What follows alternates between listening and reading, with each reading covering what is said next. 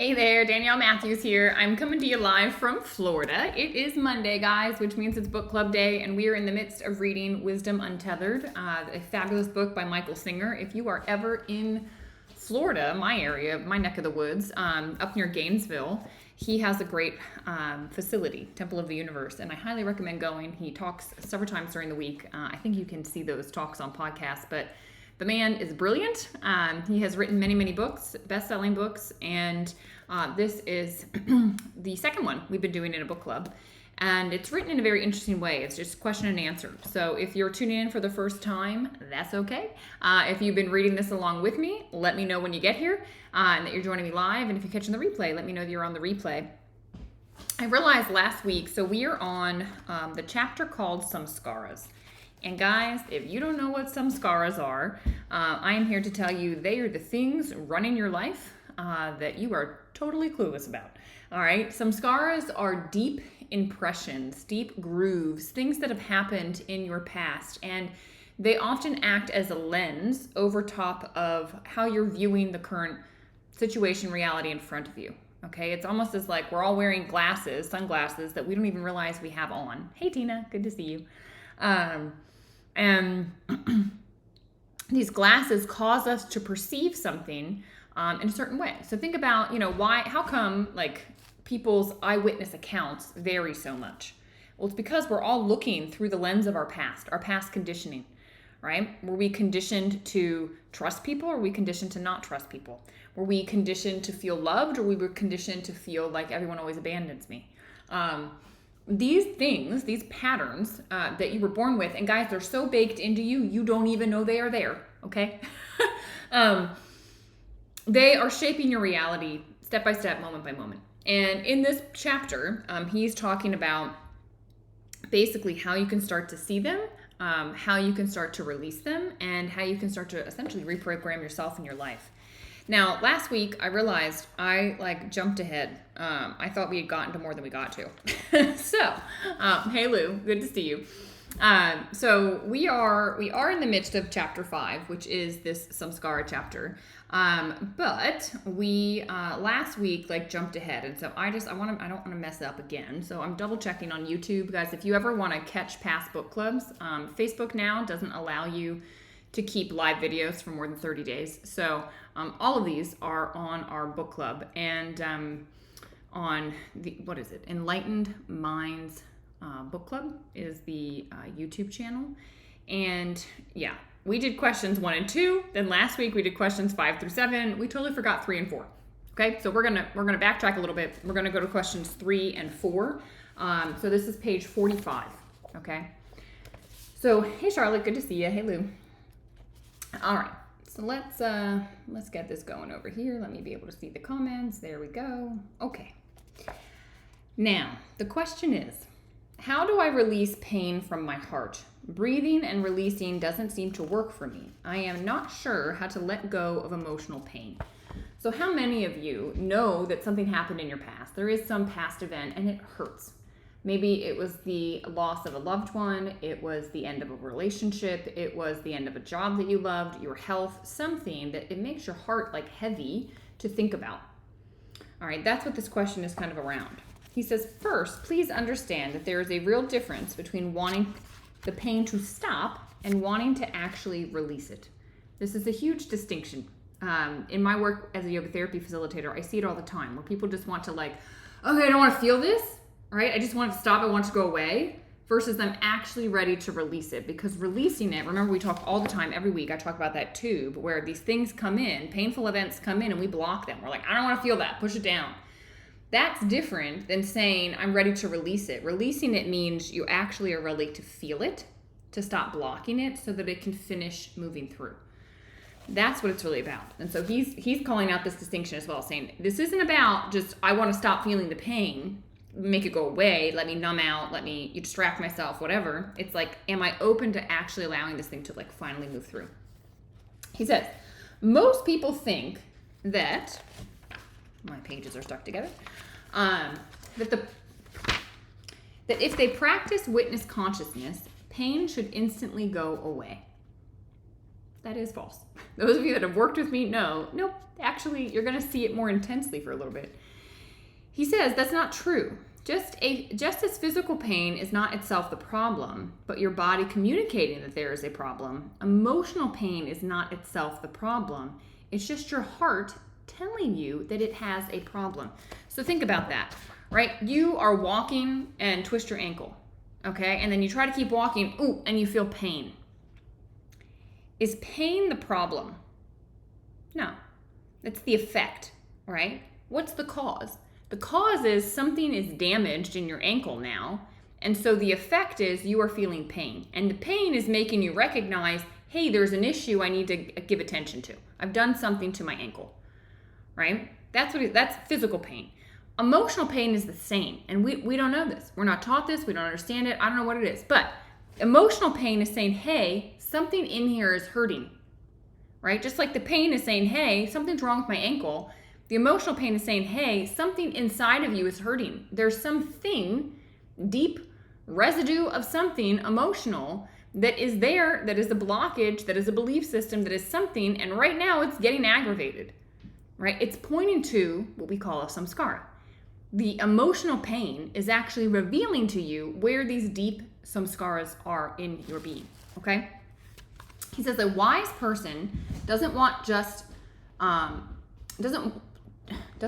just stop. Why can't I read this morning? I don't know.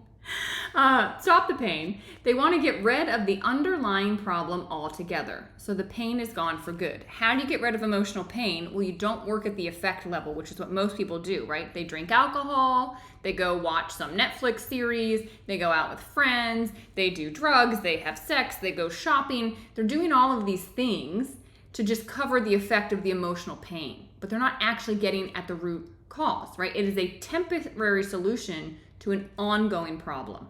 Does that make sense? Emotional pain, typically we have learned and tried to do temporary solutions, but it's an ongoing problem. And if you don't address the ongoing causal level of the issue, then you're just going to keep having issues. That's what's going to happen. So he says a wise person, right, doesn't just want to stop the pain. We're not working at the effect level. A wise person wants to go to the underlying issue, this samskara that's being revealed. He says the first step in dealing with emotional pain is to change your relationship with your heart. Yeah. Long weekend effect, can't speak. Yeah, I know. It probably, yes. There was a lot of activity over the weekend and much later nights, so it could be. The first step in dealing with emotional pain is to change your relationship with your heart. Begin by thanking your heart for communicating that it's having a problem with something. So rather than, oh, I don't want to be upset, let's stop the upset feeling, go away. It's like, thank you. Thank you for showing me that there's something inside of me that is not okay, right? Thank your heart. This is a means of accepting the pain, not trying to push it away. Once you have come into acceptance of the pain, you can focus on the cause of the pain, right? Until, like, I teach all the time, what you resist will persist. So at the effect level, if you've got emotional stuff coming in and you're resisting it, it's going to persist, right? Oh, we went shopping. Okay, that lasts for a little while. It fades off. I'm sad again, right? Whatever it is. Once you realize, okay, this pain is showing me something. I accept that it's here. I'm not going to try and numb out from it. I'm not going to try to ignore it. I accept that it's here. Now you've opened the door to seeing what the root cause of the pain is. Okay, once you accept. If you resist, the door won't open. If you accept, now it opens, okay? In just about every situation, you will find that the pain in your heart is due to a disturbing past situation that you suppressed, a samskara, just like I talked about at the beginning of this. You didn't want to feel the discomfort pass through you, so you pushed it away with your power of will. This caused it to be stored in the heart, which blocked the energy flow through the heart. Inevitably, the samskara will attempt to resurface again and again, and it gets pushed back down each time because the pain and the difficulty that it elicits. There was an event from your past that came through, and you didn't either have the bandwidth at the time, the emotional intelligence at the time, you weren't old enough, developed enough, confident enough, whatever.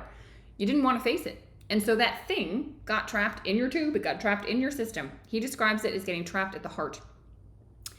This is the thing that is the cause. right? Something just came in that kind of had the same essence, and so it hit this thing, it activated this samskara. So your job is to let it do what you never let it do before, which is to let it flow through, which means temporarily there's going to be discomfort as this thing moves through. You don't numb yourself out. You don't put it back in the freezer, so to speak. You say, okay, you're here. Reveal yourself, show yourself, and you allow it to move through without needing to change it. You stay witness to it. That's how you heal the root cause. It's not about thinking about it. It's not about analyzing it. It's not about naming it, seeing where it came from. This is totally different than what mental health therapy usually teaches us, right? It can be helpful to do that. I'm not saying it's not. But to really let it clear, you have to be willing to do the one thing you weren't willing to do before, which is to let it move through. Okay? To work with the samskara, you must learn to relax in the face of the heart's release of pain. You can start by talking to the heart and welcoming the release, or by thinking about the advantage of finally getting all of this junk out of you. Some people, they just run up against the fact that they're like, I am sick and tired of being sick and tired. Like, something's got to give. And it's not external, it's internal. Like, it's time that I let go of this stuff because it's ruining my life now in the present moment. I need to let go of my past. When you've reached that, now you're ready to address your samskaras, right? Now you're ready for yoga therapy. Now you're ready to go there. Or just letting your heart know, okay, it's okay to release. I'm okay, I'm open. And it will start doing it. What matters is that you are not pushing the pain back down. That's the key. Don't push it back in the tube. Don't numb out. Don't make it go back away. It's coming to go, right? It's coming to be revealed, to leave. This act of acceptance will create the room needed to allow the cause of the pain to be released. Eventually, you will welcome the pain because it is the doorway that leads to your inner freedom. Eventually, you will like being triggered because you realize, this is revealing a samskara to me. This is revealing another place where I'm not free, where I am beholden to something in my past, where my past still has a shadow over me in the present moment. I don't want that. I want freedom to be in the present moment just as it is, without the lens of my past, without anything. That's what we're looking for. When you start to have pain then and discomfort, you lean into it. This is why I love day by day. I use every interaction, every moment. Why am I being triggered? What's being triggered inside of me? Let's get rid of it. like, get it out. And the lighter and lighter and lighter I become. I mean, this is like a decade of work for me that I've done working on samskaras, and only recently I've begun teaching others to do it because I've worked through my own so much, and I'm like, it's so liberating. I want other people to have this. But you got to work through your own first. He says the key is to accept the pain in the heart as a messenger that something is wrong. The trigger is the teacher. It is the effect level. It's telling you about some root cause issue. Treat your heart with compassion and caring, as you would a child in your care, right? What would you do if there was a kid in the room crying? Would you tell it to go away? No. You would just say, come here, let me hold you. Let me hold you and you just let the emotions run their course. Because we know that they eventually will what? They'll finish. They'll complete gestalt is what they call it, right? It will finish moving through. It will run its cycle. And then they're fine. What's the kid do? They bounce up and they're like, fine again, right? You need to do the same with yourself, okay? Treat your heart with compassion and caring like you would a child. Be willing to let the pain pass so that you can come face to face with the problem itself. This is what's meant by working with the heart directly. You do not need the thoughts of the mind in order to solve the problems of the heart. This is huge. I'm going to say it again. You do not need the thoughts of the mind to solve the problems of the heart.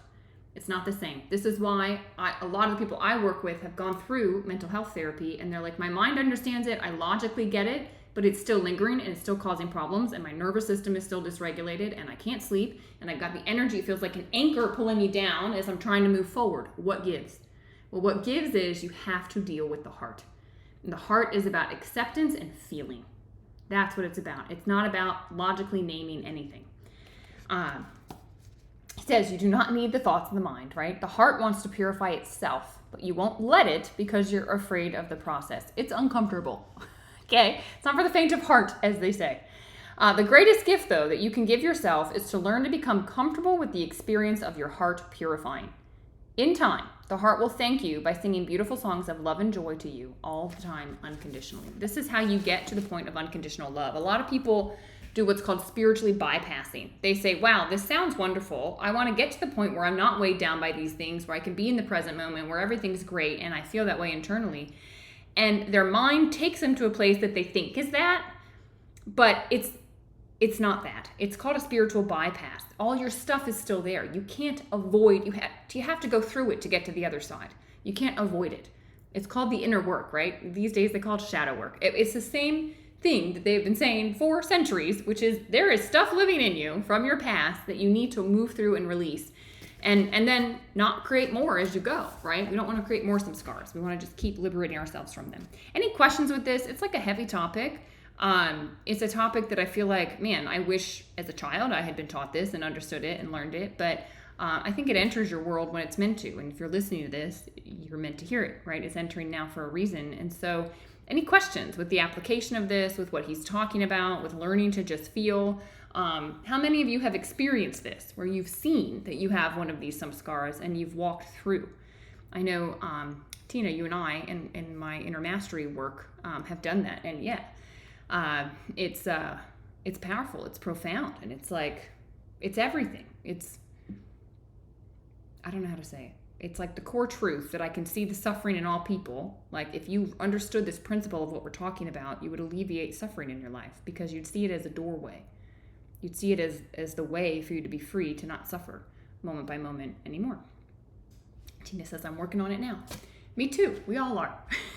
There's layers and layers and layers. Okay. All right. So that was question 3. That was a robust and long question. Question 4 is a little bit shorter. It says, can I let go without understanding what the blockage is? It's a great question. So we have this thing in the tube. We feel this anchor, this energy, this heaviness. Do I have to understand exactly what it is and where it comes from? My answer would be no, right? That's the mind wanting to understand. The heart just needs you to feel it. So let's see what Mickey says. He says, it's certainly possible to let go of a samskara without knowing specifically what it is or why you stored it. A samskara is simply blocked energy. When it comes up, you can relax and release without having to mentally process what it is. You are simply letting go of the disturbance without getting into the mind where the mind wants to go, well, who, what, where, when, why, how, right? That's what the mind wants to do.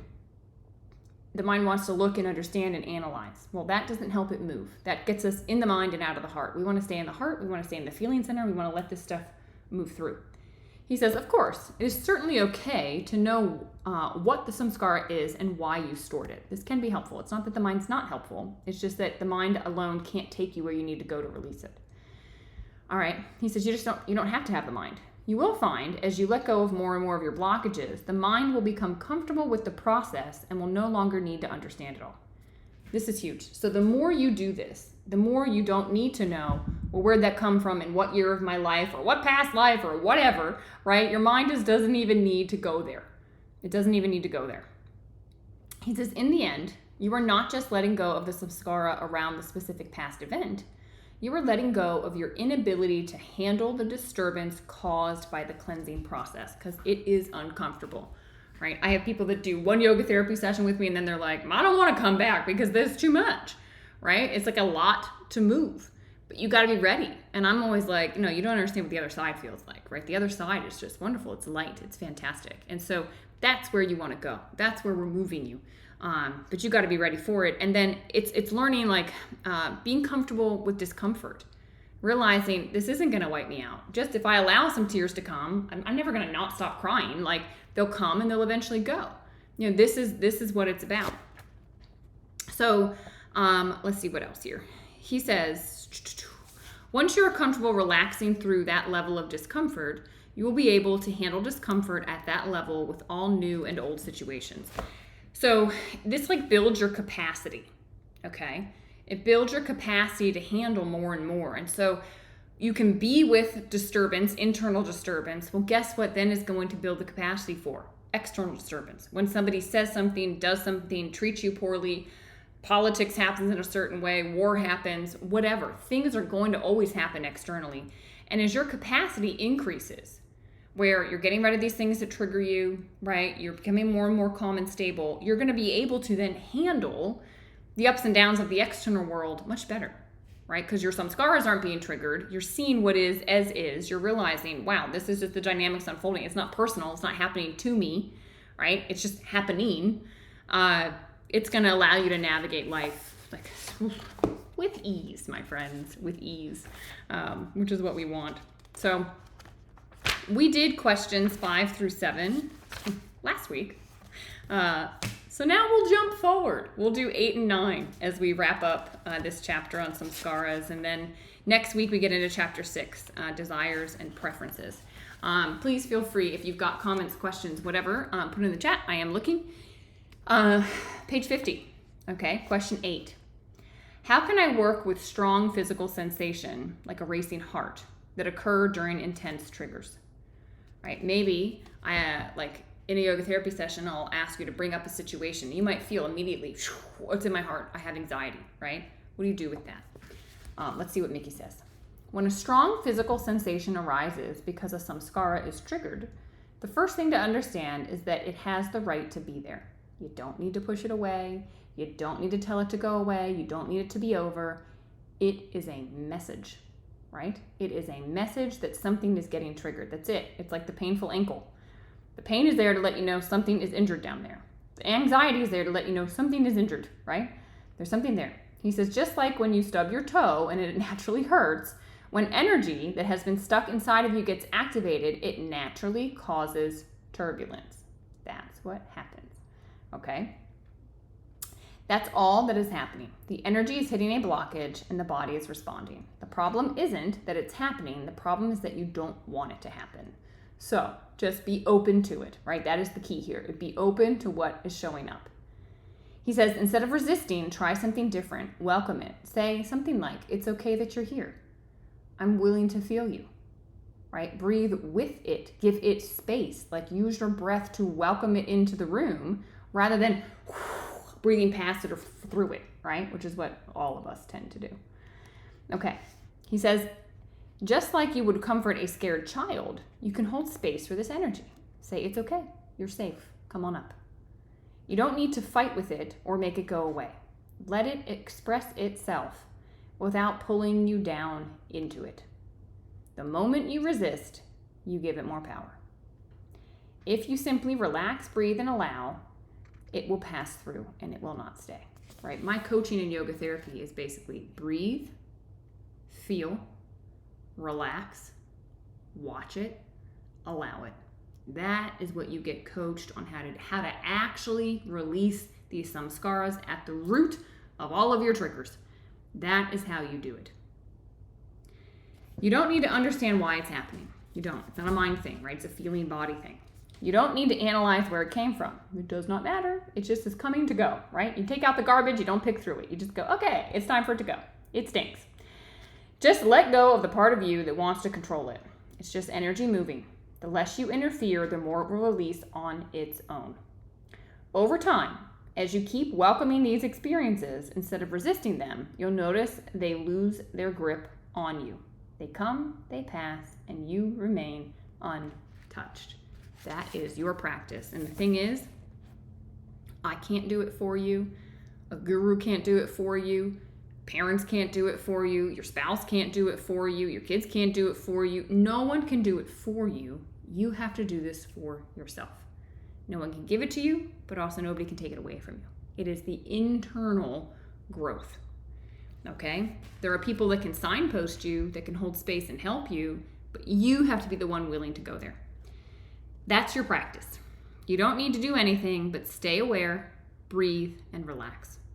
Let the energy do what it needs to do, and you'll see it will pass right on through you. It has been blocked, and it just wants to flow through. Now you're letting it flow through. That's it. All right. So guys, one more question in this chapter, and we'll wrap up. And we've got, about 4 more minutes, so perfect timing. All right, question 9. If I have a positive experience, how do I prevent it from getting stuck and keep moving forward? What is the best way to deal with positive samskaras? Because guess what? Like 99% of your samskaras are positive. Okay, there's only a percentage of them that cause these triggers that we're talking about. He says, if you have a positive experience, the first thing is to understand that you don't have to worry about it getting stuck. From the highest perspective, you want to let everything go as you can be fully present and clear moment by moment then. But you're not there yet, and that's okay. For now, it's enough to focus on letting go of the negative samskaras. Don't complicate your growth by working and worrying about whether a positive experience is sticking. If a positive experience uplifts you, raises your energy, and helps you let go of something, then great, enjoy it. There's nothing wrong with appreciating a beautiful moment. Where you have to be careful is when you start craving to have it again, right? I want this relationship, I want this person, I want this situation, I want to feel like I felt on that one vacation. That's where you're getting yourself into trouble, right? Where you're striving and going for this positive experience. Okay, if you get attached to a positive experience and start manipulating situations or people in order to recreate it, then you've turned it into something that can actually disappoint and cause suffering, right? You have expectations and they are the seeds of frustrations, okay? That's when a positive experience can hold you back instead of helping you move forward. Questions on that? Hopefully that's pretty clear. All right, just say thank you. Have a beautiful experience. Enjoy it. If it's aligned with you, wonderful. He says appreciate it, acknowledge it, and then move on. If you cling to it, you block yourself from what's next. And if you can simply be grateful and keep going forward in life, life will continue to bring you more and more of these experiences. Just have gratitude. All right. Ultimately, you will see that if you hold on too tightly to one positive experience, you close yourself off to the next one. That's interesting. You really want this relationship to be this certain way, whatever, you're squeezing, trying to control. You've actually shut yourself off to the other things life was looking to flow your way. Okay? He says, for all you know, the next one might be even more profound. If you're open, everything becomes a positive experience. The key is to stay in the flow of life, always letting go, always moving forward. Awesome. I love this book, guys. I hope you love it as much as I do. I appreciate you being here every Monday to talk through it. If you're catching the replay, let me know. If you've got questions, we have our Enlightened Minds book club Telegram chat. We also have the YouTube channel, and I will see you guys next week as we dive into the next chapter. This one is on desires and preferences, chapter 6. All right, lots of love. See you guys.